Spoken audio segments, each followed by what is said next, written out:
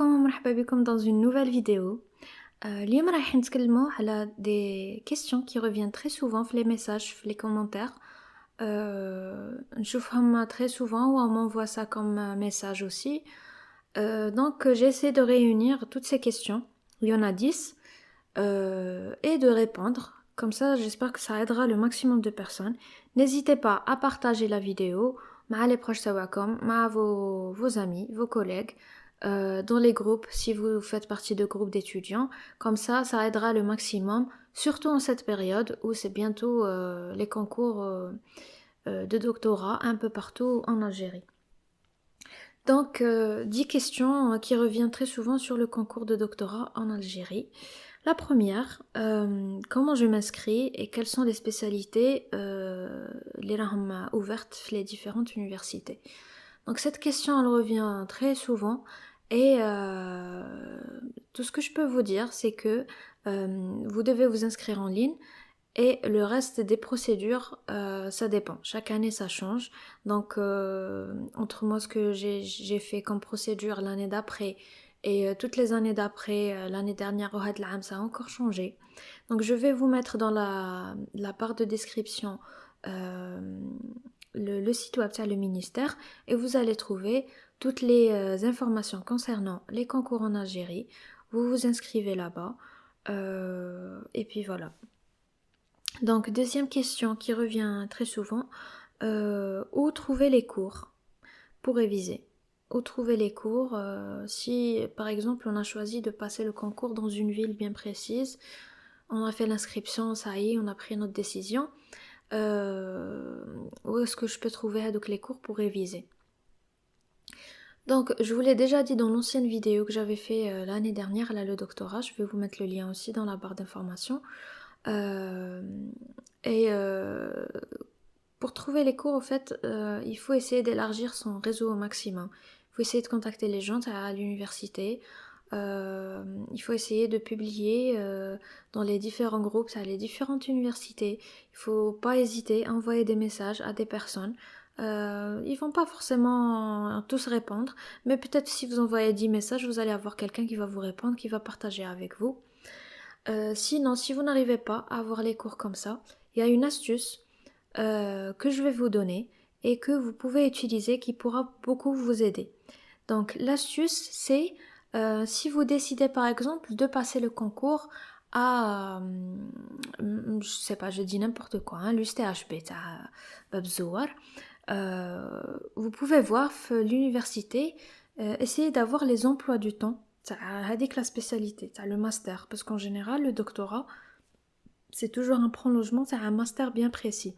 Donc, essayez de voir avec le master, par exemple, microbiologie appliquée, essayez de voir le master de microbiologie appliquée avec l'université, cherchez leur emploi du temps. Dans les sites web des universités algériennes, en général, à force de bien chercher, on trouve les emplois du temps.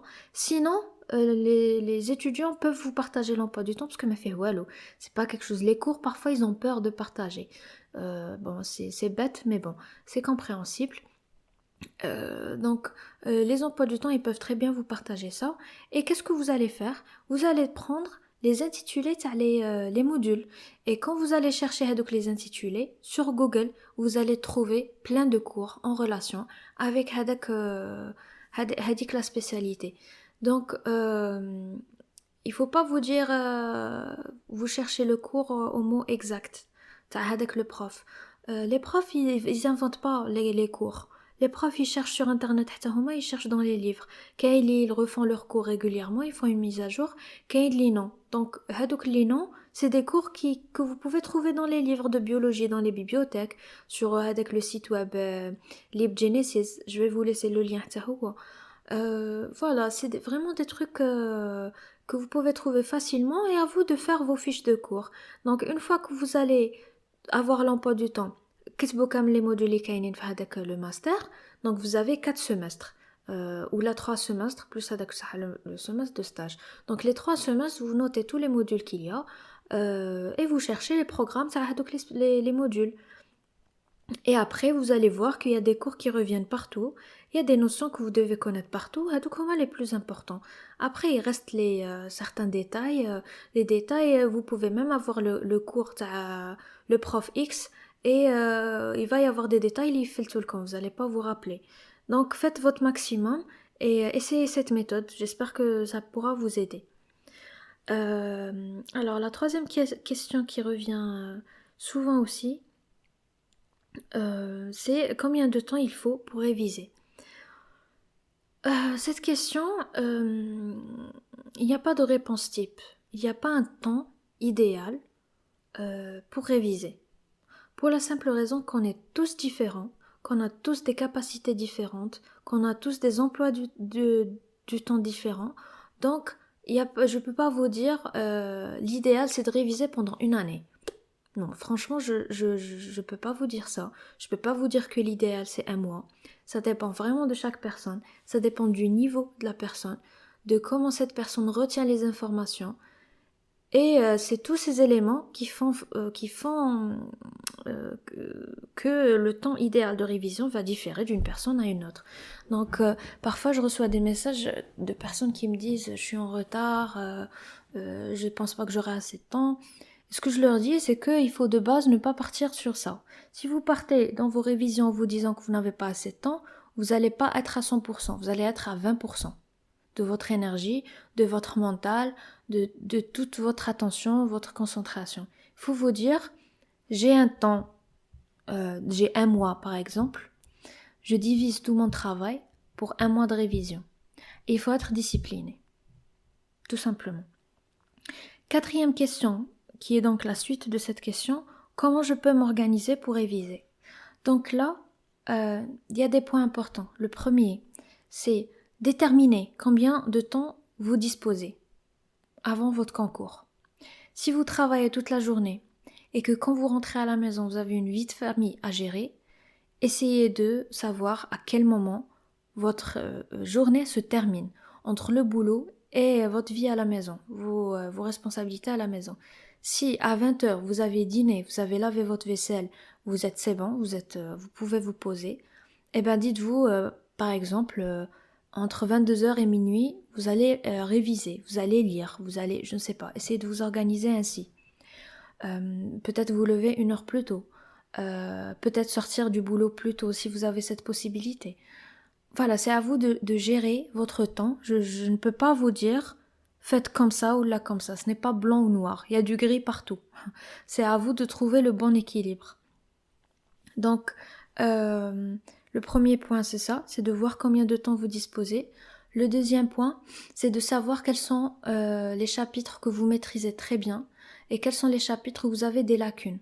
Donc les chapitres que vous maîtrisez très bien, vous allez leur accorder moins de temps que les chapitres où vous avez des lacunes. Le troisième point important, c'est de vraiment donner un nombre d'heures bien précis ou les 2 jours bien précis à un chapitre, à une matière, à un module et d'essayer de respecter ça au maximum. Alors si vous savez par exemple que vous êtes lent pour retenir une information, راكم عارفين راسكم ما تحفظوش rapidement. Donc ne vous mettez pas la pression en mettant, je sais pas, après 2 jours, il faut que je retienne tout le module. Vous n'allez pas y arriver, vous allez abandonner rapidement. Donc soyez réaliste par rapport à vos compétences, vos lacunes et essayez de faire un programme qui soit vraiment réaliste par rapport à vos attentes, vos objectifs, mais aussi vos capacités. C'est surtout ça le plus important. 5e question, les examens, pourquoi les examens pour la même spécialité sont différents alors que c'est la même spécialité, mais dès qu'on change de ville ou d'université, il change? Eh bien, pour la simple raison que, comme je vous disais tout à l'heure, en général, les concours de doctorat sont la suite d'une spécialité de master.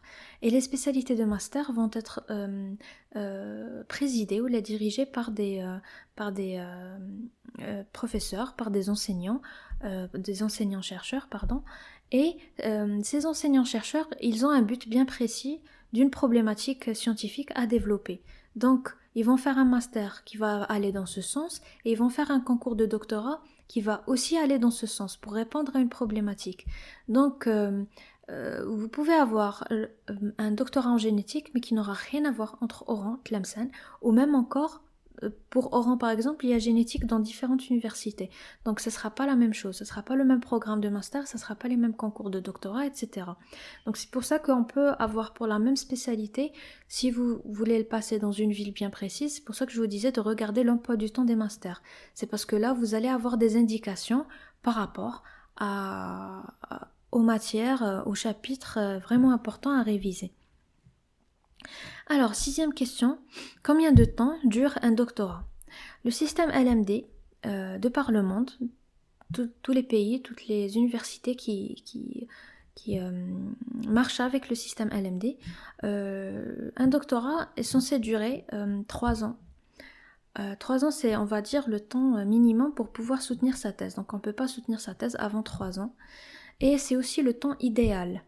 Alors, en général, par exemple en Europe, quand ils font des concours, mais ils font pas. Déjà, c'est rare où il y a des concours. Quand c'est des concours, c'est le ministère qui finance, mais en général, c'est des thèses qui sont financées par d'autres organismes, soit des laboratoires pharmaceutiques, soit des firmes pharmaceutiques, soit des instituts de recherche, soit des entreprises qui veulent développer une solution, etc., etc. Je parle de la biologie, hein. Bien sûr, c'est mon domaine, je parle de ça, de ce que j'ai comme information. Donc, quand ces doctorats vont être financés, le financement est bien précisé sur combien d'années et quels sont les objectifs de ce doctorat. Donc, comme je vous disais, c'est un programme qu'ils font entre les chercheurs, les responsables et les personnes qui financent ce projet.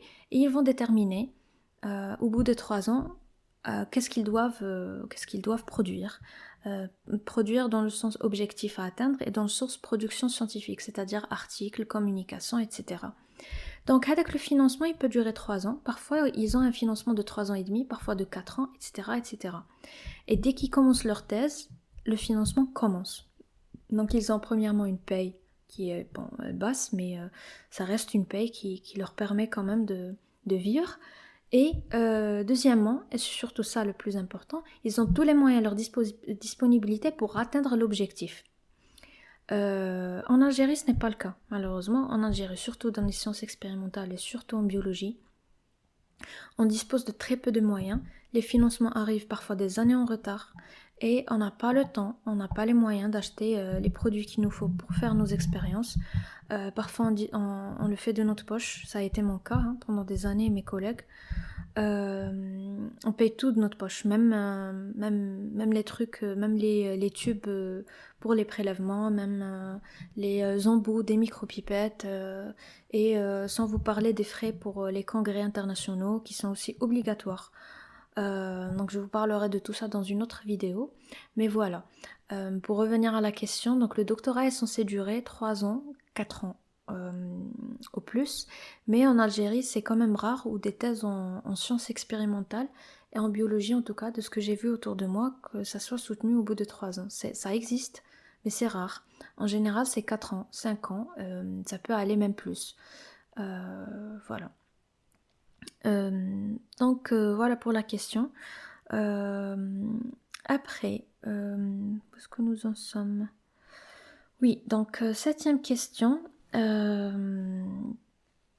Quelle est la meilleure spécialité? Donc je vais vous mettre une vidéo, je ne sais pas à l'heure actuelle si je l'ai publiée ou pas encore, mais voilà, je vous ai préparé une vidéo qui parle justement du choix des spécialités, du meilleur choix qu'on peut faire, comment faire justement pour prendre une décision et choisir ce qui nous convient le mieux. Donc je vous donne pas plus de détails pour le moment parce que je vais en parler dans une vidéo où j'explore le sujet plus profondément.